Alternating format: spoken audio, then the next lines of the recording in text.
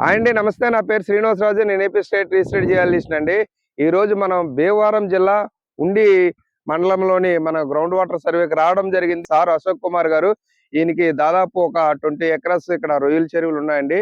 దీనికోసం మనకి ఒక 2 బోర్వెల్ పాయింట్స్ రికమెండ్ చేయడం ఈ రోజు రావడం జరిగింది.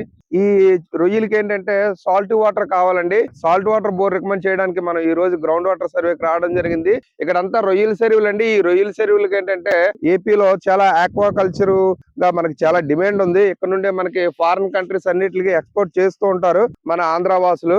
సో దాంట్లో భాగంగా ఈ భీమవరం 90% రొయ్యల చెరువులు ఉంటాయంట. ఒక 5 to 10% ఎక్కడో చేపల చెరువులు ఉంటాయి.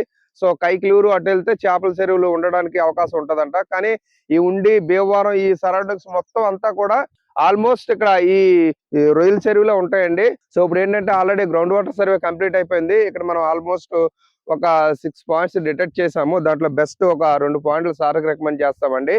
సో ఈ భీమవరం సరౌండింగ్ ఉన్న రైతు సోదరులందరూ కూడా, సో మీకు సాల్ట్ వాటర్ కావాలన్నా, మంచి వాటర్ కావాలన్నా, ఏదైనా సరే మీ దగ్గరలో ఉన్న జియాలజిస్ట్ ని పిలిపించుకొని గ్రౌండ్ వాటర్ చేయించుకోవడం చాలా చాలా ఉత్తమం అండి. Thank you. బాయ్.